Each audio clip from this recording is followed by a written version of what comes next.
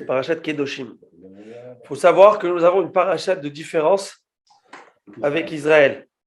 Israël, ils ont une parachat de plus que nous, étant donné que Pessah, le second jour de Pessah était chez nous Yom Tov.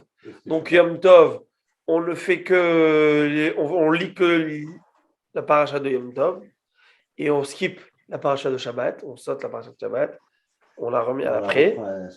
Tandis que eux, ils étaient déjà dans le, ils étaient plus en fête. Alors ils ont commencé à entamer le cycle de Haremot.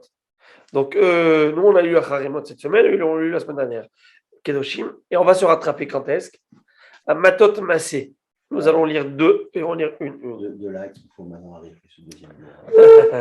Tu sais, ça te. Ben, ça va plus t'énerver, Bezat Hashem, durant Shavuot. Tu vas avoir Shabbat, dimanche, lundi. C'est Shavuot, ça va être le tiercé gagnant. Là. C'est le tiercé gagnant. C'est. En tout cas. Baruch Hashem. Qu'il y a... C'est des bonnes excuses pour être en vacances. Exactement, de prendre du bon temps et surtout de pouvoir connecter avec Akadosh Baruch. Alors, la paracha de cette semaine est une paracha qui est vraiment importante. Beaucoup de mitzvot dans la paracha de cette semaine. Beaucoup de mitzvot positives et négatives, énormément. Et on retrouvera à la fin de la paracha aussi tout ce qui va être relation interdite dans la Torah. Ça suit un petit peu la paracha de la semaine dernière, à la Haremot, on va terminer. Dans Haremot, il y a ce qu'on a lu la semaine dernière, c'était toutes les relations interdites. Aussi l'homosexualité, interdit par la Torah. Comment on appelle ça, la zoophilie, je pense que ça s'appelle, avec les animaux, interdite par la Torah, pour l'homme et pour la femme. Et la Torah te dit, Velo taki haaretz etrem, que la terre ne vous vomisse pas pour l'avoir rendu impur, comme elle a vomi le peuple qui vous a précédé. Car quiconque commettra l'une de ces abominations, les personnes agissant ainsi seront retranchées du sein de leur peuple. Vous garderez mon observance pour ne pas agir selon les coutumes abominables accomplies avant vous, et vous ne vous rendrez pas impur par elle, je suis Hachem votre Dieu. C'est comme ça que la paracha de la semaine dernière se termine. Et c'est très intéressant, c'est comme ça qu'on dit. C'était qui était... Qui c'est que le peuple qui était avant? C'est grec ancien qui veut dire. Ça peut être valable pour n'importe quel peuple qui était avant nous. Les Cananéens. Ah, d'accord. Okay. La pratique cananite, pratique. Bref, de débauche. Et que la Torah te donne un cadre. La Torah te donne un cadre. Ce qui est permis est permis, ce qui est interdit est interdit. Et c'est elle qui a même à décider ce qui est permis et ce qui est interdit. Et ce n'est pas nos émotions qui sont à même à nous dire quoi que faire. Parce que si aujourd'hui je vous parle de vous, de cohabiter avec un animal, vous trouverez ça écœurant, n'est-ce pas? Ah oui, évidemment. Mais écœurant. Ça veut dire cohabiter. Cohabiter. J'ai compris, alors j'ai compris. Un acte sexuel. Oui, exactement. Ah ouais, c'est évident. Pour vous, c'est écœurant. C'est normal. Ça dépasse de. C'est des gens détraqués. Vous dites que c'est détraqué. Bah oui. C'est pas si tu disais l'homosexualité, aujourd'hui on te dirait.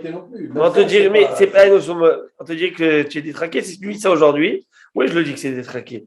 Mais qu'est-ce qui se passe? Et on va me dire, c'est moi qui ai détraqué. Et tu n'es pas fier? Surtout au Québec, la fierté. Ah oui. Et de ne pas aller avec son enfant. Non, mais ça, c'est interdit même ici. Ça s'appelle inceste. C'est interdit. C'est interdit. De ne pas aller avec une femme mariée. Ça, c'est permis? C'est pas interdit, disons. C'est interdit. C'est interdit par la Torah. Alors, tout ça, c'est qui? De se marier avec sa tante. C'est interdit pour nous. Mais eux, c'est pas interdit. C'est pas interdit. De se marier avec sa nièce. C'est permis pour nous. Pour nous. Même pour nous. Ça, c'est un peu fou. Alors, ça t'apprend une chose. Tu peux avoir une nièce qui a ton âge. Mais bon, ma mère, sa nièce est plus grande qu'elle. 15 enfants Blénard à sa mère, c'est celle qu'on a montré, je me rappelais. Donc, le premier, il avait déjà des enfants quand il est né. Friedman, pareil. Donc, il n'y a pas de. C'est pas écœurant. Ça peut être tata avec toi, avec un neveu. Et ça ne marche pas, la Torah t'interdit. Neveu, mais nièce, ça marche. Ah, mais C'est-à-dire eux, que ça marche pas. non. C'est interdit. Donc ça veut dire que quoi? C'est-à-dire qu'en fin de compte, c'est pas nous qui érigeons, établissons Non, je comprends. les relations permises ou interdites. Aussi simple que ça. C'est dans la Torah. Et ça peut pas être les émotions. Alors certes qu'il y a ces mœurs, ces notions de mœurs. Partir avec un animal, comme vous dites, détraqué. C'est-à-dire que même chez le goy, c'est Non, une, non, c'est oui, une pas honte. C'est pas les C'est normes, une honte. C'est pas les normes. C'est une honte. C'est la bestialité totale. Absolument. C'est ça. Et à l'époque, pour aller avec un homme, C'est ça, toi, hein. c'était aussi une bestialité. Merci. C'était aussi une honte. Ça se faisait, mais dans la discrétion la plus totale. On appelait ça un eunuque. Enfin, vous savez, une personne qui, je ne sais pas, on parlait de quelqu'un qui part avec. C'était honteux, ça se cachait. Et même l'homosexualité, c'était honteux jusqu'à il y a quelques années. Tout à fait. Aujourd'hui, c'est Mais devenu c'est selon la société. Arrivera un Non, jour, mais à Botaï, arrivera un jour, je vous signe, que même avec les animaux, Ouais, bien sûr. et parce que la folie humaine, c'est qu'on va pratiquer, on va exercer tout ce qu'il peut, ou la limite, on va arriver. Ça vient directement des Grecs et des Romains, surtout. C'était les sociétés soi-disant évoluées. Moderne, évolué. Ouais. Mais j'ai vu quelque chose de nouvel aujourd'hui de Caligula, par exemple. Caligula, c'est connu. Là, il est. Caligula, Un Romain. l'empereur romain, Ouais, mais ça, c'est- qui faisait des orgies constamment et tout. C'est Bon, alors, allez, nous. Mais Alors, aujourd'hui, dans les nouvelles, Néron et tout ça. ils sont en train de dire que c'est converti, Néron. ils vont Hein, sous C'est le- converti. ils Converti à vont Judaïsme. Ouais, c'est Rabbi Meir ils Ben vont envisager waouh, ils vont envisager Ah ouais. de légaliser les drogues dures. Ah, la cocaïne et l'héroïne. Oui, monsieur. C'était L'héroïne dans les et cocaïne. C'est bien nouvelle, les drogues dures. Ils vont, et c'est pas encore fait, mais ils vont soulever ça va être discuté à l'Assemblée nationale. En Bretagne. malin, ils sont malins. C'était interdit, condamné il y a quelque temps. Aujourd'hui, c'est légal. Ça se vend même par le gouvernement. Alors, voyez-vous, Même l'avortement. Baruch Rabba, voyez, il nous manquait le moteur là qui nous fasse démarrer le chez Rabbi Momi. Alors, dites-moi, est-ce que sur le Zoom, la qualité est bonne? Elle est magnifique. Pourquoi je pose cette question? J'ai changé d'appareil parce que ce Shabbat, j'ai eu un commentaire de quelqu'un, constructif bien sûr, critique constructive toujours, c'est que lorsqu'on est sur Zoom et on est avec du Tzibour ici en hybride, donc on fait les deux, Zoom et... Pour nous, ici, ça se passe bien parce qu'on est là. Ouais, parfait. Mais pour vous, je ne sais pas comment est l'expérience. Non, là, c'est totalement différent. C'est parfait, là. Le son, même le son n'est même pas coupé. Avant, quand tu parlais, ton son était coupé. Et si tu te penchais comme ça en avant, en arrière, il y avait une distorsion. Alors que maintenant, je t'ai vu, tu es parti en arrière, en avant, et c'est le même son. Ok, alors. Voilà. On va dire ça. Ok. Alors, bien Eder, L'image est très belle. c'est L'image tout. est magnifique. Très bien. Alors maintenant, il a écrit dans la Torah, ici dans la passage qu'on vient de voir. Merci Rabbi Maurice pour ce que vous nous rajoutez là, cette idée de la coque et tout ce qui se rajoute. Dans les nouvelles d'aujourd'hui, C'est-à-dire que le monde, plus il avance, et là on comprend une chose, que sans Torah Kedosha, c'est elle qui nous définit les barrières, c'est elle qui nous définit la ligne conductrice à voir. Sans elle, ben, tout est permis. Et rien ne va plus. Rien ne va plus, tout est permis. La drogue dans la Torah, il parle pas de ça. Oui, il parle dans la paracha de cette semaine. Ah, Kedoshim Tiyu. Soyez Kadosh. Gardez votre. Gardez votre.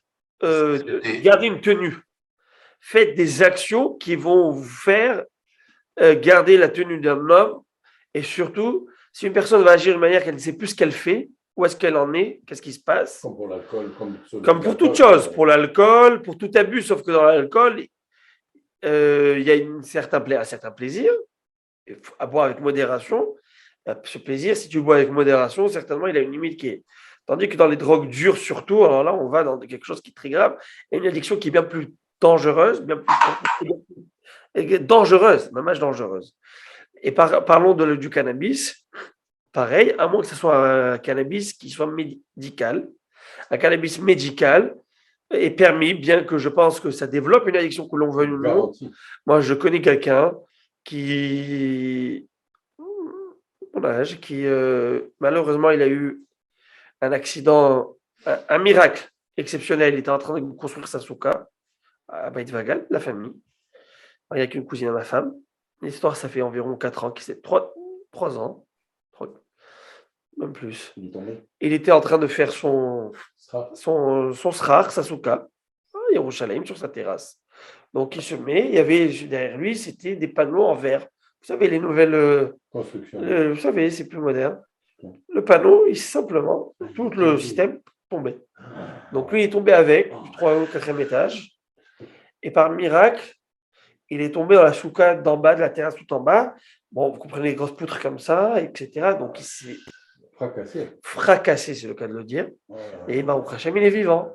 Opération sur opération, broche sur broche, vis, reconstitution du. Vous n'avez même pas idée de toutes les opérations, ok? Mais c'est une souffrance horrible. Et là, petit à petit, il commence à remarcher. Il a fait de la physio, etc. Mais justement, je parlais, il disait qu'en fait, il a eu accès au cannabis. C'est pour parce que c'est une souffrance qu'on ne peut pas imaginer. Moi-même, la morphine, en fait, moi, je ne connaissais pas tout ça. Vous allez rire, je vais vous faire sourire.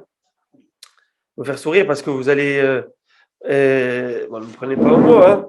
C'est un peu d'humour. Mais j'avais une sinusite très grave.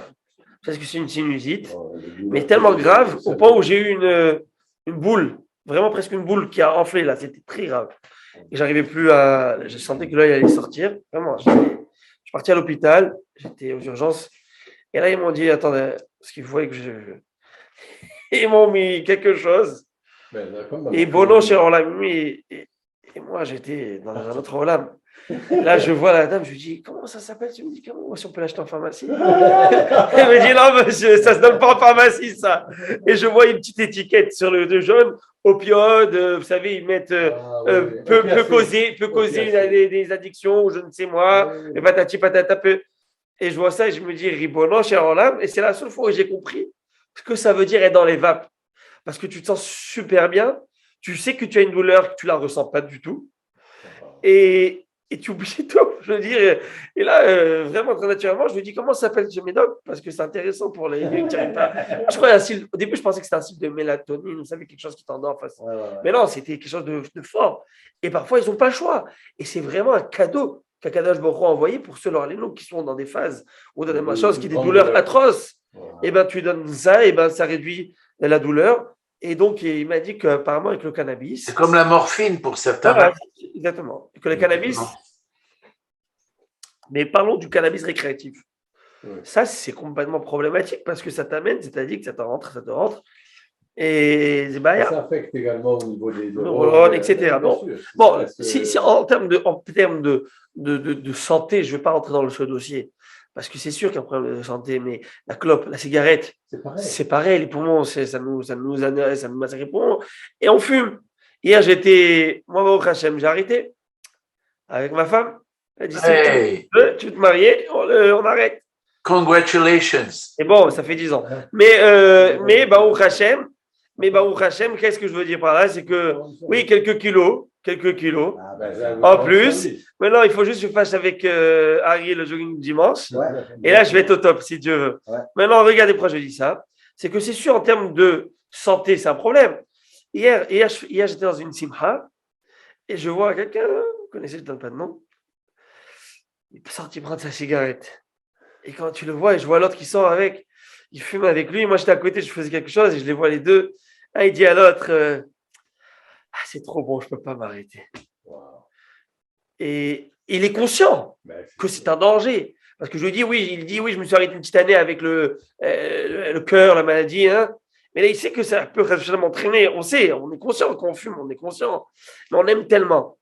Et justement, on parlait avec un médecin, notre voix, pour faire une campagne de sensibilisation aux élèves, nicotine. Vous savez, aujourd'hui, la maladie, je le dis, de la génération, c'est la vapoteuse, là. La vapoteuse, aujourd'hui, tu la tiens dans ta main, tu la vas et tu fumes, tu travailles, tu fais du télétravail, tu fumes partout. Au resto, vous savez, c'est cette vapoteuse, ils mettent la balai liquide, etc. Et même pour les jeunes. Et ce qui se passe, c'est que, en fait, le docteur, il lui a dit à la personne qui l'a sollicité pour faire donc cette campagne et faire sensibiliser, il lui a dit, écoute, ça ne sert à rien. Il dit, quoi, ça ne sert à rien? Il dit, parce que ça dépend à quel jeune tu parles. Si tu parles à des jeunes qui sont addicts, tu peux leur montrer le cancer dans la boîte du Marlboro, dans la boîte de la cigarette, ça leur fait rien parce qu'ils sont addicts. Ils le savent, mais c'est trop dur. Et donc, à qui tu parles, à quel public? Tu parles pour un public qui n'y est pas du tout, On peut le faire, mais si tu veux parler à un public, pas une sensibilisation, mais juste ça ne va pas les marquer parce qu'ils sont convaincus que c'est dangereux. Et le plaisir et le désir prennent le dessus. Maintenant, je ne dis pas qu'une de temps en temps, non, je rigole. Mais il y a ces erreurs-là. Maintenant, je reviens à ce passouk. La Torah te dit, écoute, c'est moi qui te donne les lignes à ne pas dépasser. Parce que si tu penses que tu peux avoir des lignes conductrices tout seul, dans ta philosophie, et ben ta philosophie, et quand on a dit le dernier jour, est amenée à changer.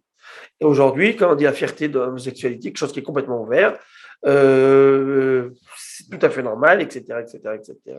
Aujourd'hui, on a même des rabbins qui baradent et des trucs donc complètement aberrants, complètement aberrants. Et lorsque la Torah, une fois le rabbin Shlomo Amar a parlé, le grand rabbin de Jérusalem a osé dire que c'est une abomination, et il faut voir, il s'est fait canarder par tous les grandes instances, même en Israël je parle, et qui s'excuse. Il a dit, je ne m'excuserai de quoi je représente la Torah, et je ne dis juste un seul mot, je vais juste ramener ce que le verset dit, selon les coutumes abominables. C'est abomination, je n'ai rien dit, ce n'est pas moi qui le dis. Déposez plainte contre le Dieu. L'auteur, je ne vais rien faire. Et allez-y, déposez plainte, faites ce que vous avez. La Torah, elle donne des lignes, mais pas des lignes de morphine ou de drogue. Oui, exactement. Maintenant, qu'est-ce qu'il y a écrit dans ce passouk? Vous ferez et vous observerez toutes mes lois, et vous ne le ferez pas comme les lois des goïms. Rokot goïm, ouais. Vous ne le ferez pas comme les lois des goïms, les lois abominables qu'ils ont. Et c'est très intéressant. On avait déjà vu raconter cette histoire, mais qui est tellement belle, et je vais la raconter encore. C'est quoi l'idée des lois? Dans la Torah, lorsqu'on veut parler de mitzvot, il y a le terme mitzvah, le terme mishpatim, c'est les lois avec rationnel. Et il y a des lois qui ne sont pas rationnelles. Aucune logique cartésienne proprement dit qu'on peut comprendre. Il y a une raison, mais nous, on ne le comprend pas. Par exemple, la viande et le lait, ou le lin et la laine.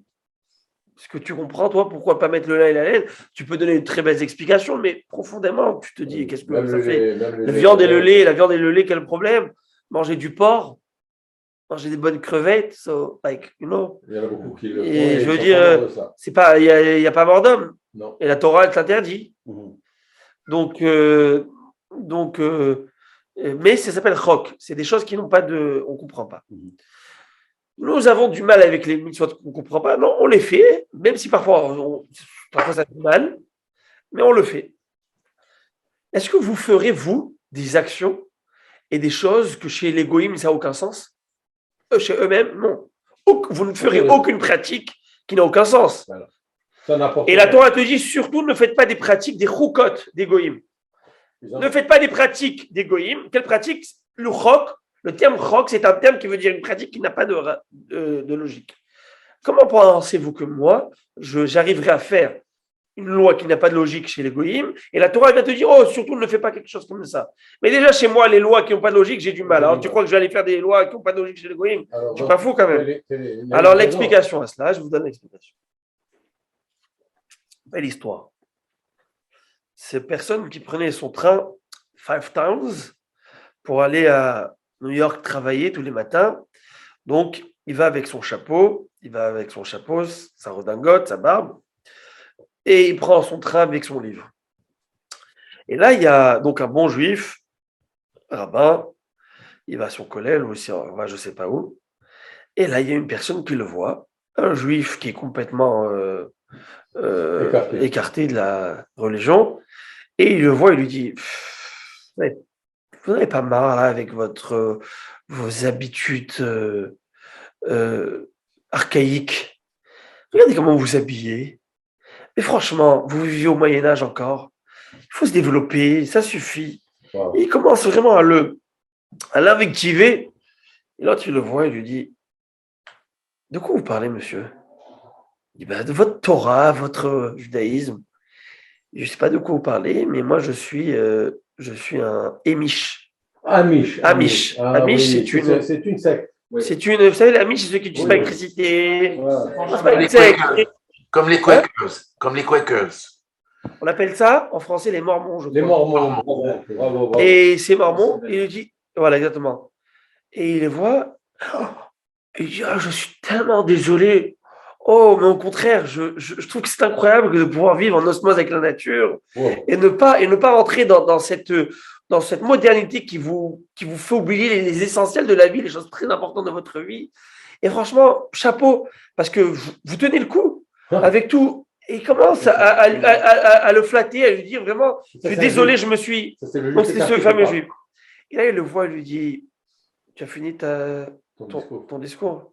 Je suis un bon juif, sauf que, regarde bien, lorsque c'est chez toi, dans ta maison, ton étude, ta tradition, tes ancêtres, ton héritage, tu le bafoues. Tu vis avec ce complexe même. Si c'est chez les goyim, Tu les admires. tout d'un coup, ça devient quelque chose d'exceptionnel, admiratif, admirable, incroyable. Mais si c'est chez toi, ben c'est archaïque. Il faut vivre à l'air du temps. C'est-à-dire, regarde ce que tu dis. Simplement, je t'ai changé d'identité, là, tu trouves que c'est tout incroyable. Et chapeau pour ces gens qui arrivent à faire face à ce monde occidental, à toute leur tête, à toute cette. Il dit, mais c'est une vraie histoire ce que je vous raconte. Ben ouais. Il dit, regarde, et c'est ça que la Torah te dit. Attention, parce que quand c'est chez le goy, eh ben, tu as malheureusement parfois ce complexe du juif à vouloir admirer chez l'autre, chez le goy, tout. Dire, c'est incroyable, qu'est-ce que c'est beau, C'est ça, et qu'est-ce que c'est. Et on s'assimile. Et on s'assimile. Ah. Parce qu'on retrouve chez l'autre, on a l'impression qu'eux, ils ont compris, que c'est mieux là-bas. Et que la plus souvent, c'est toujours plus verte. La Torah te dit, c'est tellement absurde ce que je viens de vous dire. Si déjà, moi, dans ma tradition, j'ai du mal à faire les lois qui n'ont pas qui sont pas cartésiens, est-ce que je viendrais le faire chez le goyim? Il te dit, oui. Mais c'est malheureux, mais c'est oui. Wow. C'est que chez le goy, tu viendrais avoir des choses, dire, ah, c'est pas mal, franchement. Il y a une idée, mais c'est pas mal ce qu'ils font. Parce que le côté marketing du goy va venir t'appeler, t'interpeller, tu vas tomber dans le panneau. C'est intéressant. Et regardez, en parlant de ça, il y avait un usage, j'en ai parlé justement avec mon cher ami, le docteur Chaim Abenaïm, de ça, de ce Hidouche, que je partage, c'est pas de moi, si je ne me trompe pas, Rabbin Friend. Il dit, et puis après je reprends la Gemara, ok? On reprendra la Gemara, ne vous inquiétez pas, je ne ferai pas la même erreur que je dis et que toutes les autres fois. Non, mais je sais. Il écrit, vous ne prendrez pas, je vous lis, et de ta descendance, tu ne livreras personne pour le faire passer en faveur du moler. Et ne profane pas le nom de ton Dieu, je suis Hachem. C'est quoi le moler? Le moler, c'est une idole. À l'époque, il y avait cet usage chez le goy, un usage païen, de prendre l'enfant, un des premiers enfants, des enfants, et de le faire passer dans un feu, devant le moler. Et c'est comme ça. Selon un commentaire, si je ne me trompe pas, c'est Nachmanide, on le brûlait vif, cet enfant. Selon le Chinour, un commentaire, bon, on passait rapidement, sans le tuer. En tout cas, c'est quoi l'idée? C'est ahurissant. C'est ahurissant. Comment faisait dire un père, prends cet enfant, mets-le dans le feu, et pourquoi, au nom de quoi? Eh bien, ça te donnera l'opportunité d'avoir de super bons enfants. Pour que tous tes enfants soient bien, soient prospères, réussissent, avancent, se développent, eh bien, il faut que tu en donnes le premier, tu donnes un, tu te sépares d'un pour se honneur. C'était une pratique donc d'idolâtrie. Et la Torah te dit, oh là là, ne fais pas ça. Ne fais pas ça. Il faut se mettre dans le contexte historique de l'époque. Où ce genre de pratique, la culture. Mais là, la Torah te dit, et si elle nous parle au jour d'aujourd'hui, donc il doit y avoir une réalité aussi du moler actuel, j'allais dire. C'est laquelle? Eh bien, c'est celle de croire que parfois on peut sacrifier un de nos enfants au nom de Chazé Shalom, je le dis, au nom d'idéaux, au nom de principes que l'on a mis nous-mêmes, ou de ce qu'on va dire, ce qu'on va faire. Ne fais pas ça parce que j'ai pas envie qu'on dise ça sur toi. Je pas envie qu'on dise ça de toi. On n'est pas des gens comme ça. On va brimer notre enfant. On va l'enfermer dans un carcan. On va parfois pas laisser épanouir. Pourquoi? Parce que je ne veux pas que tu portes préjudice à tes autres frères, à tes autres sœurs, ou quelque chose, parfois dans des choses, par exemple, un contexte est intéressant. Un exemple, c'est malheureux parfois de le dire, mais dans le monde des chidours fermés, du cercle fermé, religieux, il faut à tout prix que mon fils va dans cette yeshiva, dans cette école, pour pas qu'on dise que ça ne fait pas ci, parce que je veux pas qu'ils disent que ta sœur elle est comme ça, ou tu as fréquenté telle et telle personne. Et sinon, on va pas. Et énormément de choses dans la vie de tous les jours où on oublie de se focaliser sur ce qui est important pour la personne même, ce qui est devant nous, notre enfant. Parce que je veux pas que tu sois. Non, il y a l'enfant ici, c'est un projet à part pour lui-même. C'est pas un projet en faveur de toute la famille où chacun c'est un projet à part, chacun c'est mon fils à part, à qui je dois donner toute ma concentration et toute mon. C'est un objectif. C'est mon fils, c'est ma fille, et il ne doit pas t'aider dans tes objectifs de ta vie. Wow. C'est pas quelqu'un qui va t'aider dans tes objectifs, mais c'est à lui que je dois donner aujourd'hui une envie de vivre pour lui-même, pour s'épanouir lui-même. Donc c'est intéressant de voir comment dans la Torah, tu retrouves un petit peu dans des choses que tu as l'impression que c'est plus d'actualité. Certainement c'est d'actualité. Voilà, mon rêve est rabotaille. Alors maintenant, après qu'on a passé toute l'idée de la paracha, drogue dure, etc., on va reprendre la Gemara, avec votre permission. Est-ce qu'on est bon ou pas? Ouais. C'était dans quel chapitre? Ce dont je viens de dire, c'est le chapitre 18, si je ne m'abuse. Le dernier verset du 18, Parashat Acharemot, qu'on a lu cette semaine. Chapitre 18, et là le 19, c'est Kedoshim. Et juste après, en fait, Rachid de dire, quoi Kedoshim, soyez saints parce que je suis saint, c'est quoi la sainteté? Par quoi s'exprime la sainteté? C'est pas de mettre une robe blanche et avoir on rassure la tête et avoir être zen. La sainteté, selon Rashi Maïmonide, c'est de pouvoir se distinguer, plutôt de se mettre distance de toutes les relations interdites. Personne qui arrive à mettre un holà à ses pulsions et à dire un non à quelque chose qui est interdit, à une relation interdite, c'est très dur parce que c'est la passion qui prime habituellement, elle est là. Tu as le désir, tu as l'envie, tu as le feu de la vera qui est là, et tu as pâté, et tu dis non, je ne le fais pas. À ce moment-là, tu rentres dans le cadre de Kedoshim, tu t'appelles Kedoshim, tu t'appelles Kadosh. Tu as cette pureté. Selon Nachmanide, il n'est pas d'accord avec Rashi. Mais le mieux, c'est de ne pas se mettre dans ces situations. Oui, certainement. Mais par exemple, selon Nachmanide, on va le voir, selon Nachmanide, loin de là, une personne sacrée, ce n'est pas une personne qui ne couche pas avec sa sœur. C'est normal. Personne sacrée, c'est pas quelqu'un qui va. Pour vous, c'est facile. Oui. Ou une personne sacrée, c'est pas une personne qui s'en va pas avec la femme du voisin. C'est comme si tu diras sur ton futur Hatan, tu sais, il a tué personne, Baruch Hashem.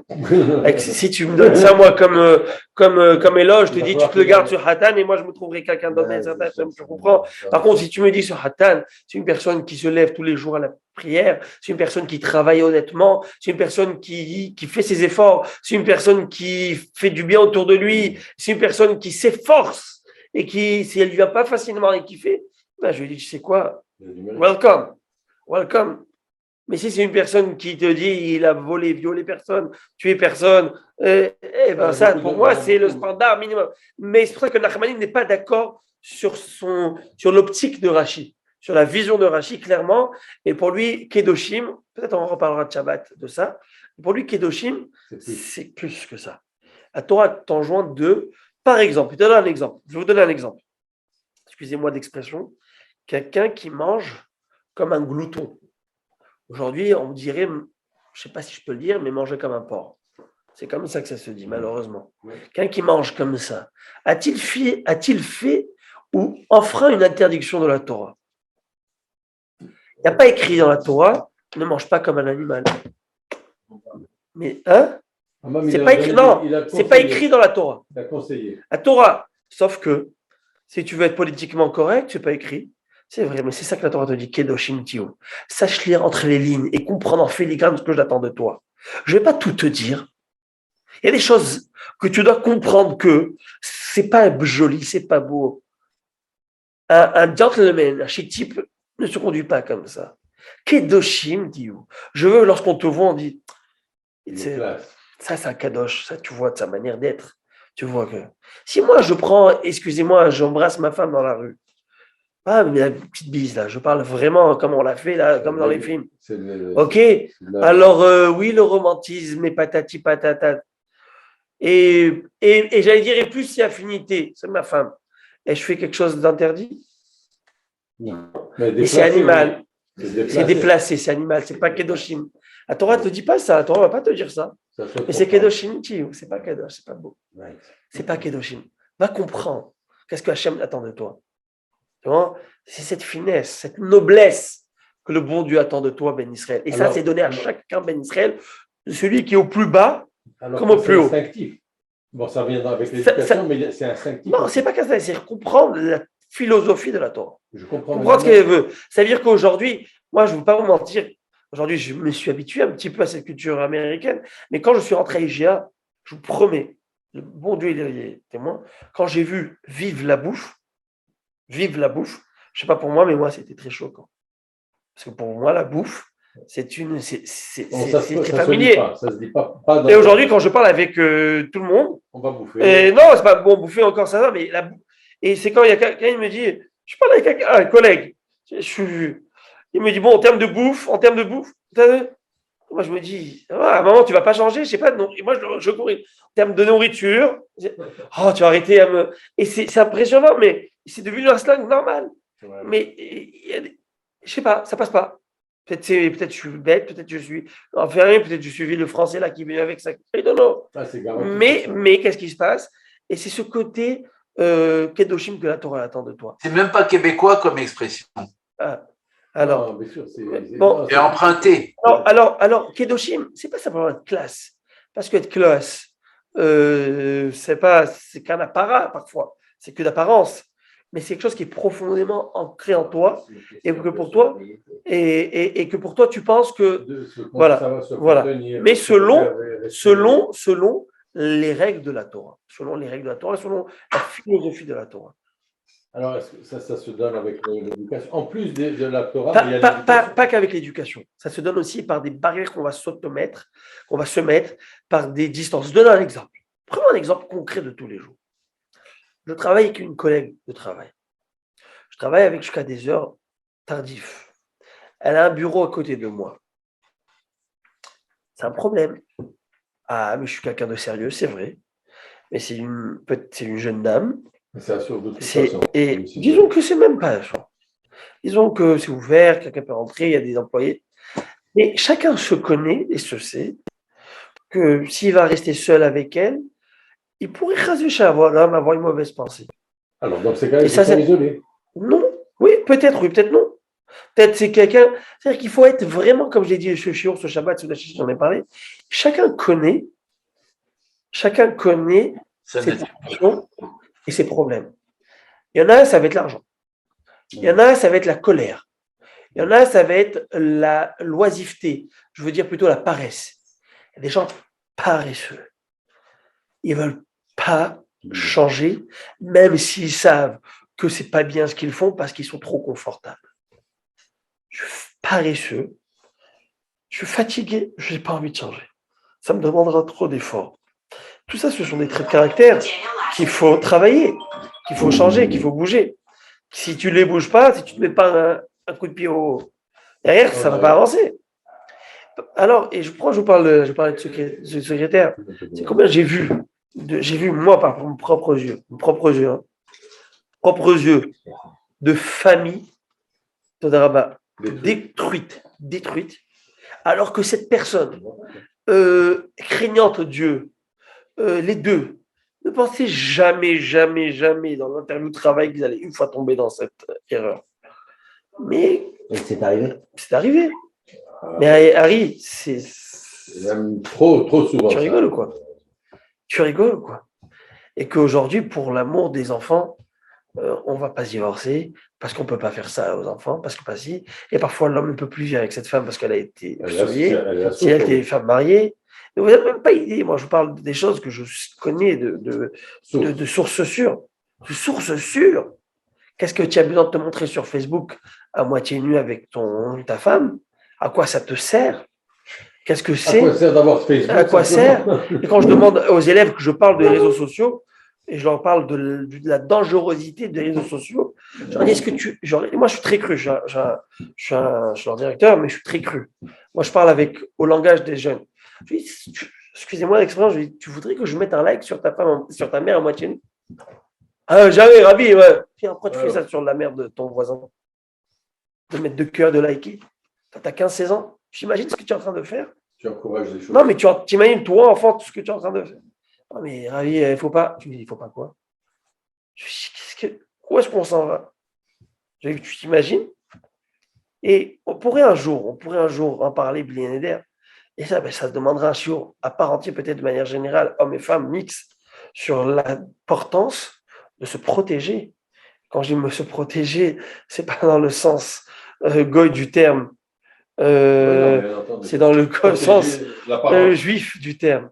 C'est comme parce que le goy du terme, quand je dis au sens goy, c'est le fils qui va en boîte et le père il dit tu as pris ce qu'il faut, tu as de quoi te protéger. C'est pas dans ce sens que je dis, dans le sens où quand je veux protéger mon shalom bayit, je veux protéger mon couple.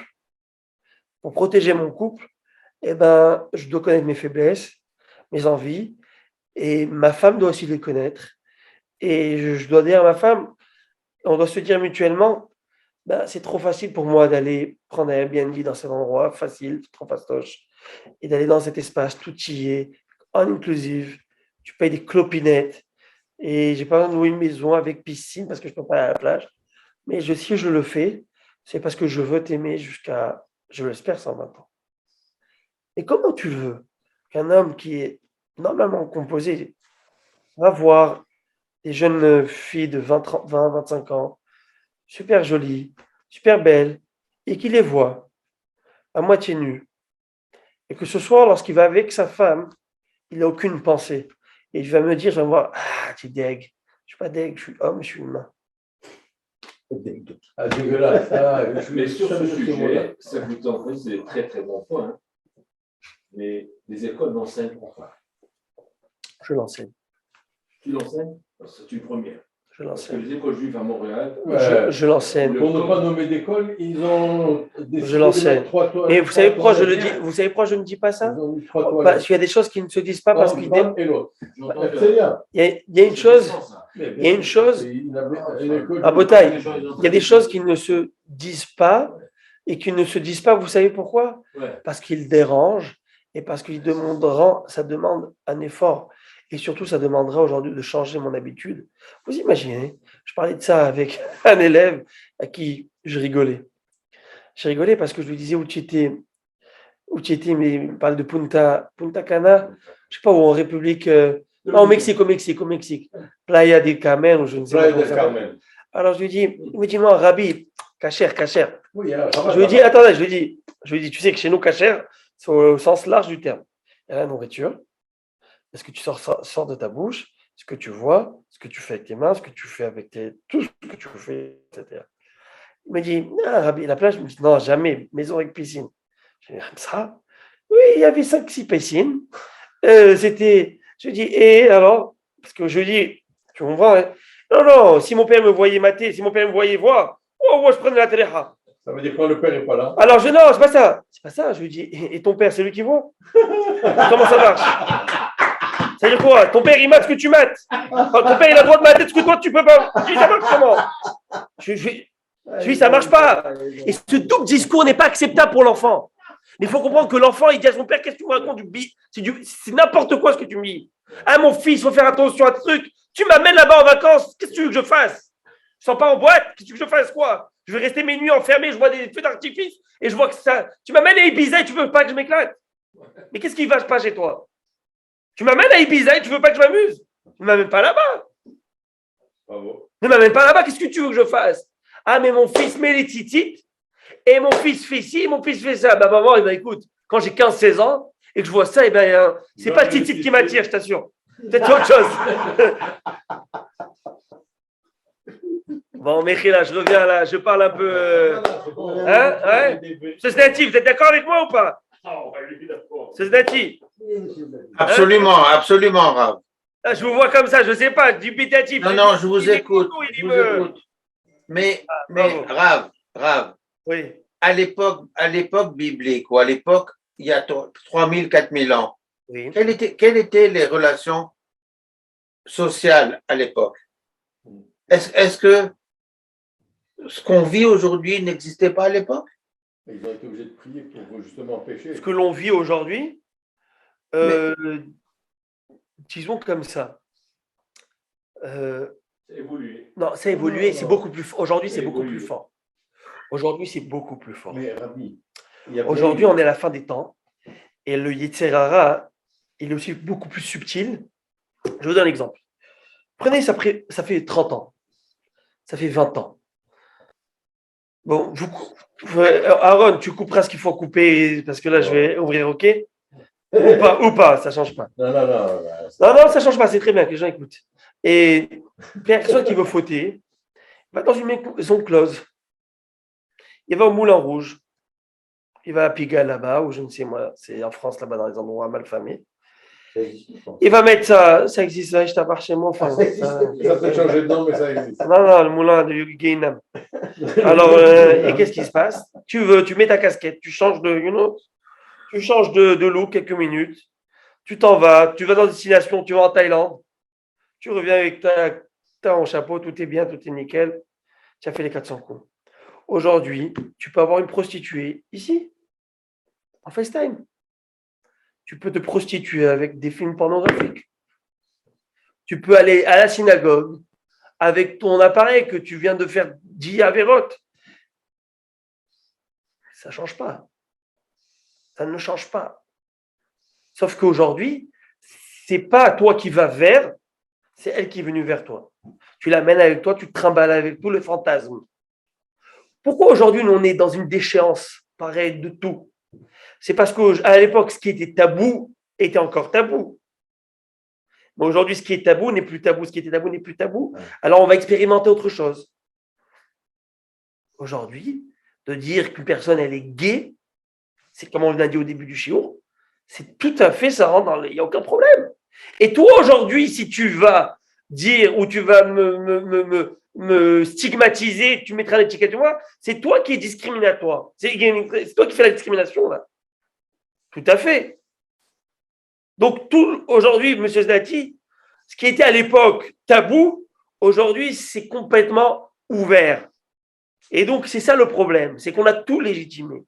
Ce qui était cannabis interdit, aujourd'hui, est permis.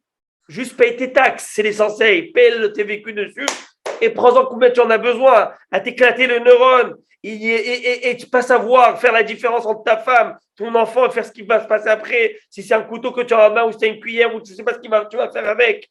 Ou je ne sais, parce que quand il était dans un état qui n'est pas sobre et d'ébriété, il peut tuer même quelqu'un qui s'appelle Mirenov et la tabasser et la faire jeter de 3e étage et l'écraser, la tuer, lui dire Allahu Akbar et être acquitté.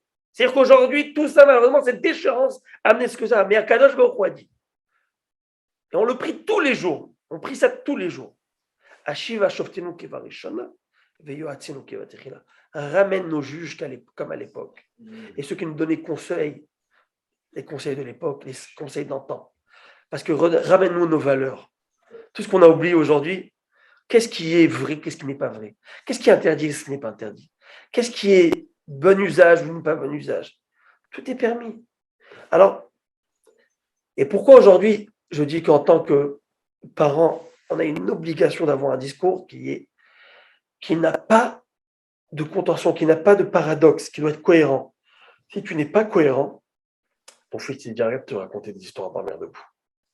Ça ne marche pas ton truc. Ça ne marche pas ton truc. C'est ton gosse qui te remet en question.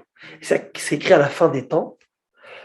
Veshavu, c'est écrit Veshiv lev banim alavot, velev avot. Ça veut dire que les enfants vont ramener leur père. Quand tu envoies ton fils à l'école juive, il revient avec, parce que la morale lui a dit de mettre le tzitzit. Et il parle du Shabbat, il parle de ci, il parle de ça. Et ton fils te voit faire le contraire, il te dit, il a à peine 4 ans. Et l'innocence d'un enfant de 4-5 ans qui te dit un mot et qui est tranchant, lui, il n'a pas de filtre. Mais la morale nous a dit que c'est interdit de faire ça. La maîtresse, elle nous a dit qu'il faut faire ci. Oh, ça va. Oui, c'est vrai, chérie. C'est elle qui a raison, Mais à un moment, tu ne peux plus mentir. À un moment, tu ne peux pas. Tu es obligé de vivre avec cette réalité, cette là qui est là. Elle est en train de te dire, elle te ramène à la réalité. Et c'est pourquoi Rachamim nous disent Kedoshim Tiyu.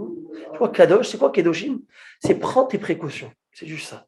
Kedoshim Tiyu, tu veux savoir, c'est prends tes précautions. C'est pas simplement les valeurs que tu as reçues, c'est prends tes précautions. Aujourd'hui, lorsque vous rentrez dans un immeuble, vous voyez, ici, on est en Rachaim. Chez vous, ce n'est pas commercial. Mais quand vous allez dans un endroit qui est commercial, vous savez combien de règles et de lois anti-feu et pare-feu il y a ici dans cet immeuble? Combien de sorties de secours? Combien de détecteurs de fumée il y a? Combien de, qu'on appelle ça là, les arroseurs là? Les Les sprinklers. Les sprinklers. Bravo. Vous savez, et si c'est pas mis, et si les portes coupe-feu ne sont pas là, tu paieras l'amende de ta vie. Pourquoi? Parce que tu mets en danger quelqu'un. Quelles sont les probabilités, Rabotaï, que la bâtisse monte en feu? Très peu. Il n'y a pas. C'est très peu. Regardez toutes les bâtisses, Baruch Hashem, qu'il y a ici. Mais nous ne sommes jamais assez protégés d'un accident. Oui ou non? Absolument. Alors, si dans le matériel, cela existe, dans le spirituel, ça n'existe pas. Alors, tu es prêt à prendre toutes les précautions avant d'aller en vacances. Tu mets la sécurité, tu appelles Locksmith, là, je sais pas quoi, là, je suis pas là, tu mets les chers, tu mets tout, pour être sûr que tout est truc quand tu reviens. Mais quand tu vas en vacances, où tu amènes tes gosses, qu'est-ce qu'ils vont foutre? La destination, ils vont aller, qu'est-ce qu'ils vont faire? À part les boîtes de nuit et qui te ramènent une Christine, qui vont passer la nuit, qu'est-ce que tu lui proposes à cet enfant? Tu lui proposes quoi? Je leur dis franchement, tu lui proposes quoi? Ah, mais tu sais comment? Je lui dis, mais ça coûte cher de faire un tour. Ah ouais, ça coûte cher de faire un tour. Trouve-toi une baraque avec une piscine et t'amènes les potes de tes enfants à la maison. Tu préfères qu'ils soient chez toi, même s'ils font leur petite connerie de leur âge, mais tu le fais chez toi. Et qu'ils sont là. Mais c'est à la maison, tu les vois, tu les gères. Et ton fils va t'aimer un jour. Parce qu'il a vu que papa, c'était care about that. Il faisait attention. Et il n'a pas cherché la facilité. Pas chercher la facilité. Tu sais quoi, vas-y. Et c'est ça qui est très rachot. Et tout ça, tout ce que je suis en train de dire, je me dis à moi. Parce que je me mets des petites claques là, des petites dips, on me dit non, il faut se réveiller, mon gars. Là, vous, vous avez des enfants qui sont déjà grands. Je t'abarre chez moi, c'est un miracle que les enfants sont dans le droit chemin. C'est un miracle. D'avoir un enfant dans le droit chemin, c'est un miracle de tous les jours.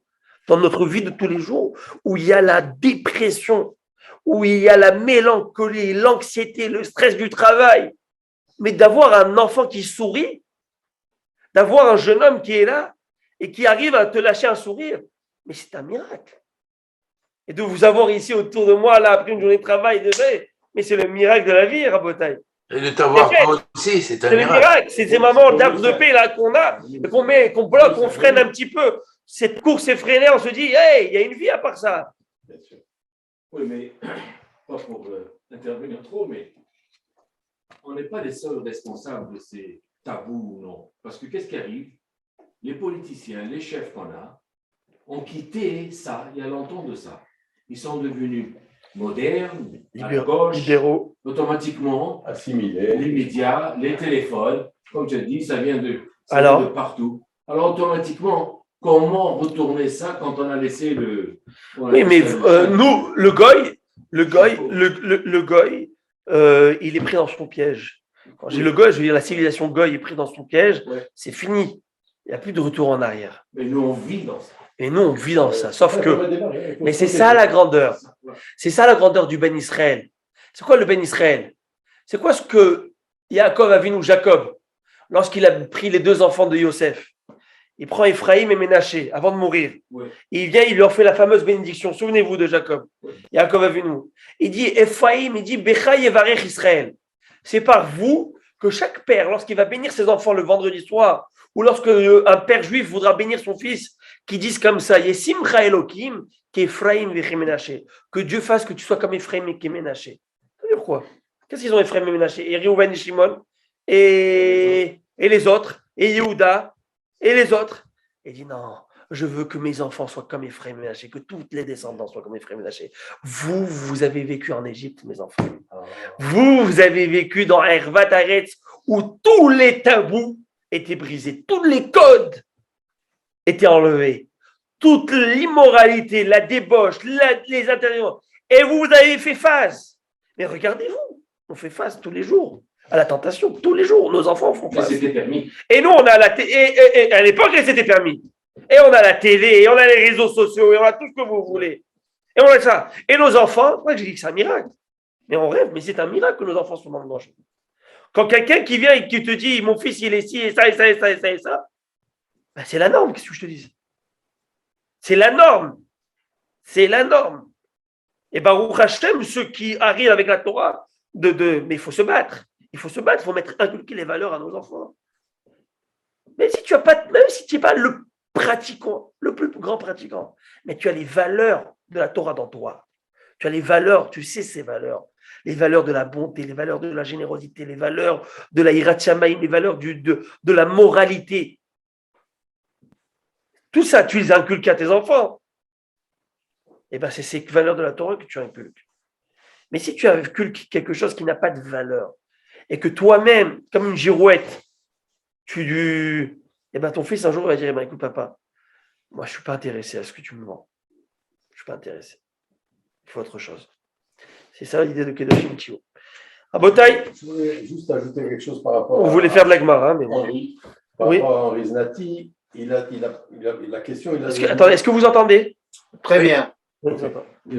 Henri, tu avais demandé, est-ce que c'est d'actualité par rapport à il y a 3000 ans, mais selon le rabbin va confirmer, il y a eu une période où l'idolâtrie et l'attirance pour le sexe opposé était tellement forte que les rabbinim ont dû prier pour arrêter ça.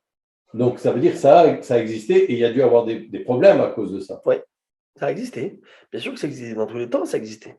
Je l'ai dit que ça existait, sauf qu'il y avait quand même un côté tabou. Et même le dernier shiur, j'ai dit que, souvenez-vous, vous vous rappelez qu'il y avait cet exélire de la sota, ce fameux élixir, excusez-moi, cet élixir de la sota que la sota buvait. Vous rappelez cette femme sota qui explosait. Et on avait dit que quoi? Que cette potion s'est arrêtée de marcher à l'époque du Second Temple. Pour quelle raison? Parce que le mari il était plus propre, la femme était brûle, ça partait de sa jasée de tous les sens. Alors, ça marche pas ton truc. Donc, ça veut dire qu'il y en avait malheureusement. Oui, monsieur Zenati. Vous savez que il n'y a pas que dans la Torah que les gens peuvent se retrancher ou bien se protéger. Parce que il y a chez certaines sectes religieuses toutes ces problèmes, oui, mais Henri, ça c'est des sectes, ça c'est pas comparable avec la. Je m'excuse, il y a des problèmes, même dans les secteurs religieux à Montréal, avec le même genre de problème qu'on trouve ailleurs. Vous voulez dire dans le secteur orthodoxe? Absolument. Mais bien sûr, ce sont des humains, l'homosexualité. Voilà. Oui, donc, non, mais ça peut être partout. Mais oui, c'est pas parce qu'il a une barbe, il n'a pas de. Voilà. Donc, ce n'est pas. Ça veut dire. Entièrement d'accord. Donc, ce n'est pas dans la Torah qu'on peut retrouver ça. Dans la Torah, c'est dans l'éducation qu'on a reçue et comment se conduire en société. Regardez, M. Znati, dans la Torah, elle te donne ses forces. Elle te donne cette énergie. Maintenant, mais ils la l'ont eu Torah, aussi. ce n'est pas une assurance vie. Mais ils ont étudié la Torah comme nous. La Torah n'est pas une Oui, mais ça dépend comment ils vont. La Torah n'est pas une assurance vie. La Torah n'est pas une assurance vie. La Torah, c'est pas quelque. La Torah, c'est on te propose de l'accomplir. Et on te donne la possibilité. C'est question d'interprétation, Rabbi. Non, c'est parce que ce que veut dire M. Znati, c'est que tout en étant, si je ne me trompe pas, dites-moi si je ne me trompe pas, M. Znati, tout en étant religieux, l'orthodoxe que tu es, et l'étude qu'il est, tu es ouvert à toutes ces hostilités extérieures et tu tombes. Et ça arrive tous les jours. Réponse, c'est vrai. On n'a pas l'immunité diplomatique et c'est pourquoi on a la Torah. Sauf que nous, on n'a pas légitimé ce qui t'interdit. Et là, le problème. Quelque chose qui est interdit, je sais que j'ai fait une erreur. Et je sais que je dois surmonter cette erreur et je fais amende honorable et j'avance. Mais de rendre l'erreur qui n'est plus une erreur et dire que c'est tout, ben, tu sais quoi, comme l'homme est faible, alors on va commencer à permettre, là est le problème. Et c'est ça qu'a dit le fameux Aristote, cette histoire connue. Aristote qui était un des hommes rabotaille. C'était pas un juif, Aristote. J'espère que je ne me trompe pas. C'était un juif? Non, merci. Il n'est pas juif, non, je le dis, il n'est pas juif. Mais Maïmonide dit de lui, cet homme a chatouillé, si je peux dire, la prophétie. Vous entendez ce que je dis? Pour Maïmonide, c'est un des hommes les plus intelligents, vous comprenez, dans le monde goy que le monde a connu. Vous voyez ce que je suis en train de vous dire? Et ce même homme, pris de tous les principes philosophiques au monde, il ne s'est pas gêné de se prostituer pour aller répondre à quoi? À des pulsions, à des désirs, à une passion. Et lorsque ses disciples lui ont dit, mais Aristote, ce n'est pas toi qui nous as enseigné ça, ça et ça, et de répondre, là, je ne suis pas Aristote.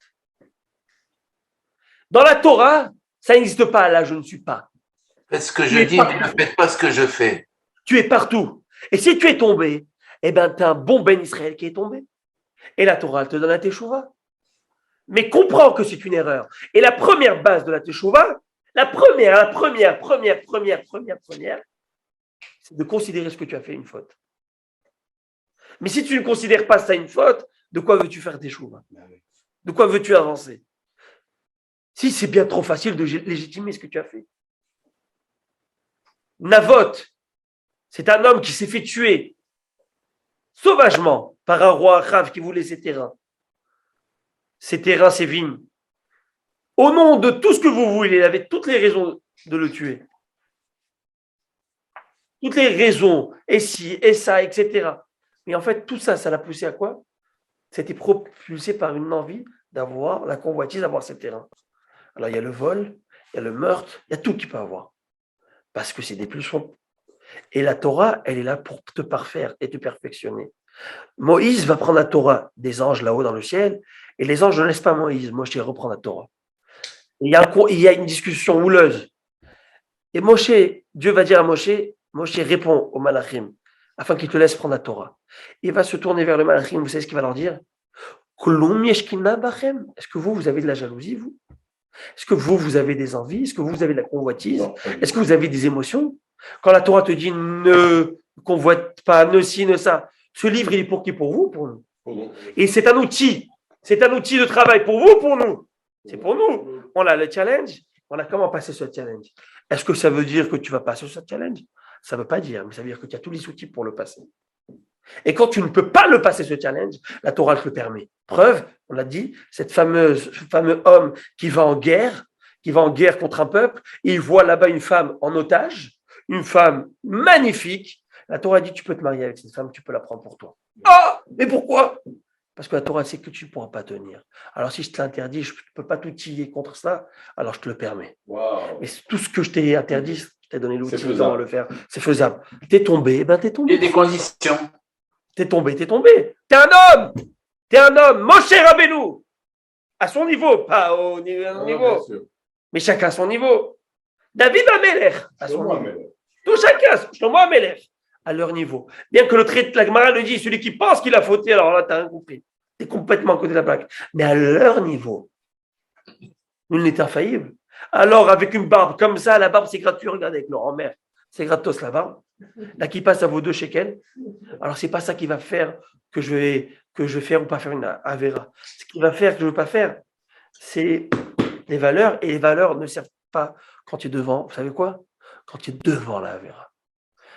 Les plus belles valeurs que tu as, les plus belles valeurs qui t'ont ancré, quand tu es devant la Avera et qu'elle t'appâte et que tu es dans sa gueule, dans la gueule du loup, c'est presque impossible de t'en sortir. Presque impossible. Quand je vous dis presque impossible, ça demande un miracle. De faire la Avera. Une fois, la Gemara raconte, il y avait un homme. On est passé, je termine avec la Gemara. Tu me pardonneras, Gemara, mais je dirais ce que la Gemara a dit. Un homme qui est parti, il a fait toutes les courtisanes au monde. Enfin, il en a fait. Il est parti chez une très chère. La beauté de la beauté. Là. Et il est parti. Un Bachour Yeshiva, M. Znati, un Bachour Yeshiva. Et tu t'imagines, il rentre dans une. J'aime pas envie d'imaginer. Il rentre là-bas, et lui, il enlève son pantalon, il enlève sa chemise, il enlève son talit. Et là, son talit, le tzitzit, il le frappe au visage. Comme ça, vous savez, des fois, les filles. Oui. Et elle s'était déjà préparée. Et là, tout d'un coup, il a pris la gifle. Dans le vrai sens du terme. Il a pris le fil, mais il a eu aussi. Il dit, mais qu'est-ce que je suis en train de faire là? Wow. C'est quoi cette dichotomie là? C'est quoi cette double vie que je suis en train de vivre? C'est quoi? Qu'est-ce que je fais là exactement? Il n'avait pas eu pendant plusieurs fois cette prise de conscience, mais là il a eu. Ça demande parfois 1 minute, une prise de conscience une fois. Il dit, non, je ne peux pas faire ça. Et là, il va se rhabiller. La femme est choquée, va se voir au miroir. Est-ce qu'il y a quelque chose qui s'est passé là? Est-ce que j'ai la lèpre ou quoi? Elle n'a pas bougé. Elle a été refaite du début jusqu'à la fin. Aujourd'hui, c'est la nouvelle, en tout cas. Alors, qu'est-ce qui se passe? Eh bien, cette femme, elle dit, mais je ne comprends pas. Comment un homme qui est là devant moi, vigoureux, ne fait pas cet avérage? Je n'ai jamais vu un homme pareil. Je n'ai jamais vu de Surtout venir avec l'intention. venir tout faire, là. Tu as payé, tu as tout fait. C'est pas possible, mais c'est nu. Qu'est-ce qui t'a arrêté? C'est qui cet homme? C'est qui? C'est quoi cette barbichette? C'est quoi cette spirituelle sur la tête? Elle a découvert qu'il y a un monde juif qui s'appelle les Juifs. C'est ces Schtroumpfs, c'est ces Gaulois là, ces irréductibles Gaulois. Elle va découvrir, elle a tellement aimé comment un homme peut être si fort, une force angélique. Elle dit, c'est de ce peuple que je veux faire partie. C'est de ce genre de personne que je veux faire partie. Elle s'est convertie. La Gemara, elle s'est convertie. À Botaï, c'est pas terminé, elle s'est convertie. Moi, je vous la raconte bien. Non, je rigole. Et elle s'est convertie. Et il fallait se marier. Elle va dans la yeshiva, elle cherche un khatan. Et le rosh yeshiva lui dit, j'ai peut-être un khatan pour vous. Elle trouve un jeune homme, et ce jeune homme, c'était ce jeune homme qui s'est dit non. Hachem a dit, tu t'es dit non à la Vera, je vais te l'amener dans la mitzvah. Et ça, quand il l'a fait, quand il s'est dit non, quand il s'est maîtrisé, il ne pensait pas une seconde de tout ça. À savoir, cette prostituée, elle s'est convertie où et que si, que ça. Elle est revenue sur son mari. Et il y a eu beaucoup d'enfants. Non, c'est la fin de. Ok, Rabotai, alors je vous dis comme tout, Vatsacha. Juste pour compléter, Walt Disney. Ouais, alors, j'ai envoyé, c'est moi qui ai envoyé. Oui. Walt Disney. Walt Disney, ouais, le monde des princesses. Rabotai, le monde des princesses, des princes, il ne faut plus dire princesses. Il faut dire des rêveurs. Non, mais ils ont dit dreamers. Le monde des Rabotai, le monde des fous, c'est tout ce que c'est. Alors, je vous embrasse et je vous souhaite une très bonne soirée comme tout. Kobalo. C'est le N'oubliez pas le monde repas de